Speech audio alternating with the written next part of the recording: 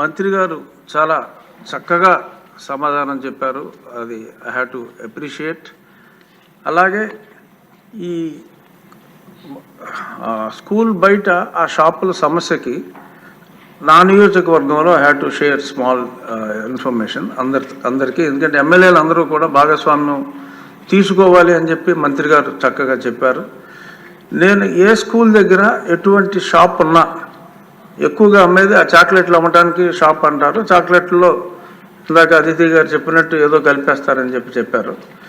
అసలు ఆ షాప్ అనేదే స్కూల్కి 200 మీటర్ల దూరంలో లేకుండా నేను అన్నిటిని తీసివేయటం జరిగింది. అన్ని రోడ్ల మీద అనాథరైజ్డ్గానే పెడుతున్నారు. అన్నిటిని కూడా తీసివేయటం జరిగింది. To some extent that may also help.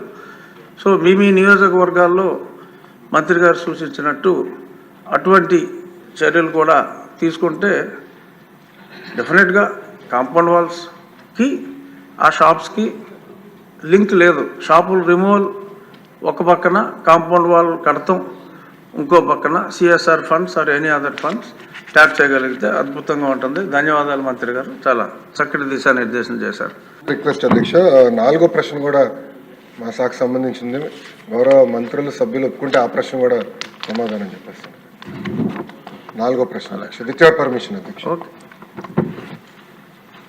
అక్కడ వారు కోరిన ప్రశ్నలు వేసిన సభ్యులు ఎవరు?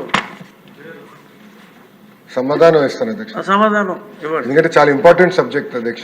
టీవీలో అన్నా చూసుకుంటారు. టీవీలు పగులుతాయి అధ్యక్ష ఇంట్లో. ఎందుకు అధ్యక్ష? అధ్యక్ష లేదండి, మొత్తం 16,347 ఉపాధ్యాయుల పోస్టులు భర్తీ చేయడానికి మెగా డిఎస్సి ప్రకటన త్వరలో విడుదల చేయటం జరుగుతుంది అధ్యక్ష.